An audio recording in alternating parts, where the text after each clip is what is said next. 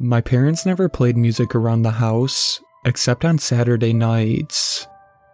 I'd be upstairs in bed, allegedly asleep, when it would start up around midnight. I could only make out a vague, muffled beat over which people were screaming incoherently. Come Sunday morning, I would find 2 empty wine glasses sitting next to the record player in which a Beatles album always sat. The record changed each week, though Help seemed to have been my parents' favorite and got a heavier rotation than the others.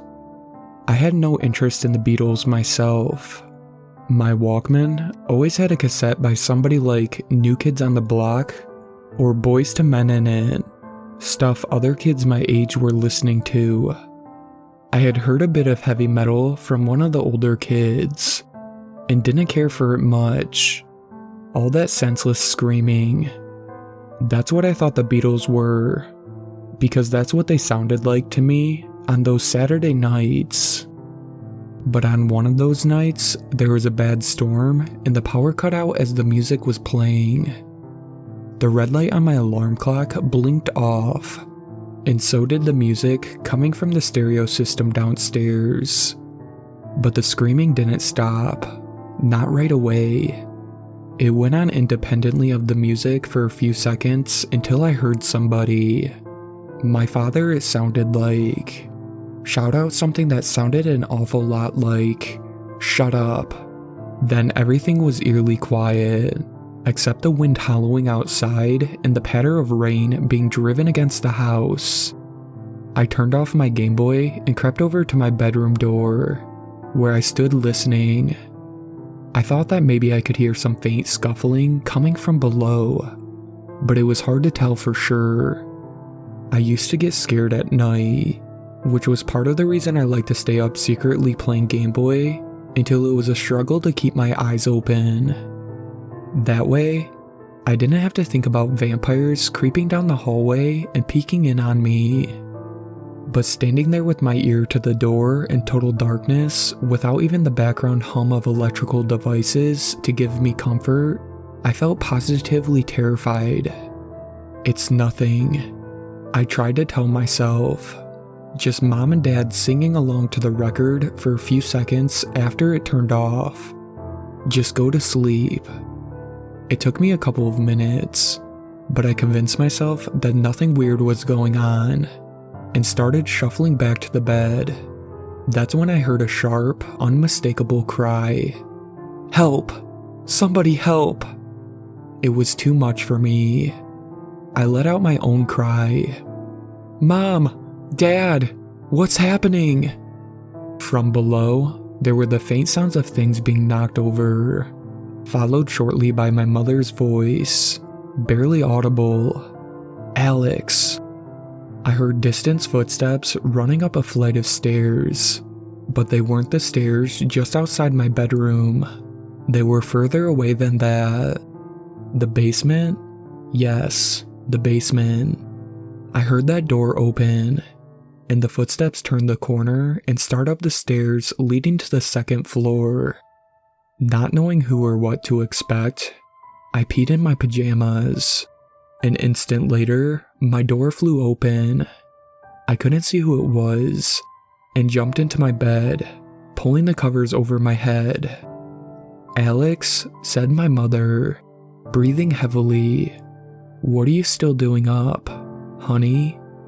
I pulled the blanket back and peered out into the darkness. I still couldn't see anything.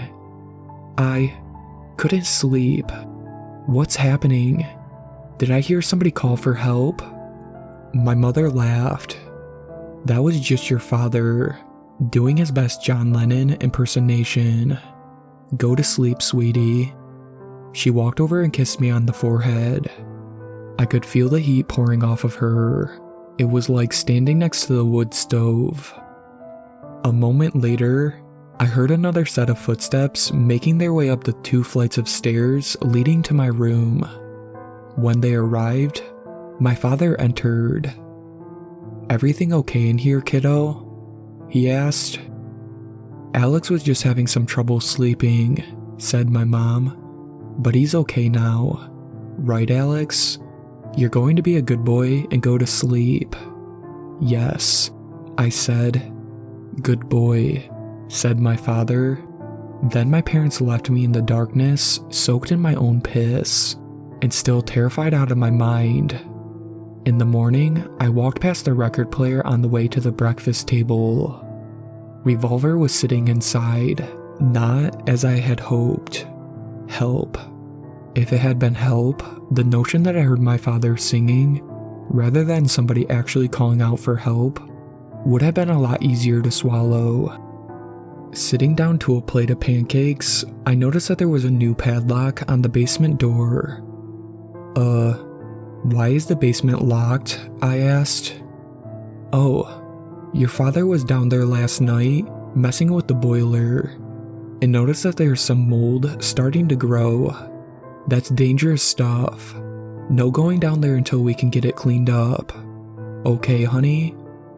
"Okay," I said, cutting a pancake into chunks with my fork.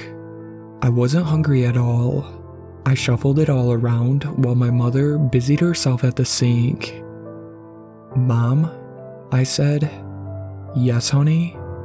"What happened last night? I swear I heard somebody calling for help." My mother laughed without turning around. No, just your father's attempts at singing.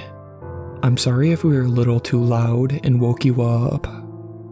We didn't say anything else to each other after that, including the drive to school, but as I was getting out, she said, "It was just your father singing. Have a good day, sweetie." When I got home that afternoon, the padlock was off the basement door. I wondered how long it took to clean the mold. Decided I had no idea. Then went up to my room to play Nintendo. After that, my parents started hiring a sitter every Saturday night and left me there with her while they went out. On the first night, I asked the sitter if we could play the Beatles record. I expected her to say something like, "No, that stuff isn't appropriate for kids."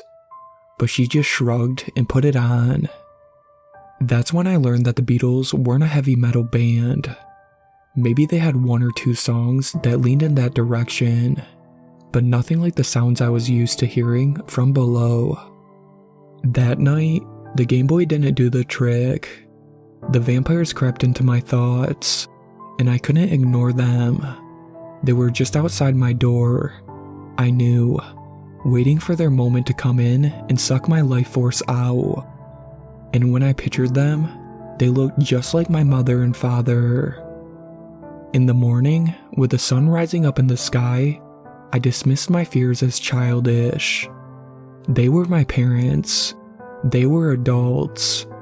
Whatever they were doing, it was adult stuff. There was all kinds of stuff that was like that.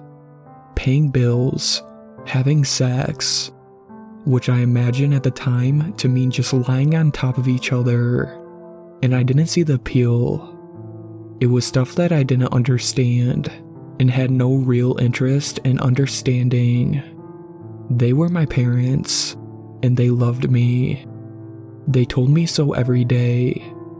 I didn't like that I was the kid and had to do what they said, but I ultimately trusted that they knew what was best. And as fussy as I got sometimes, I accepted that. People want to know what it was like growing up with murderers, with parents who kidnapped and intermittently tortured 4 people before they were caught, until there was nothing left to torture, without ever asking for any ransom, just brutality, seemingly for the sake of brutality.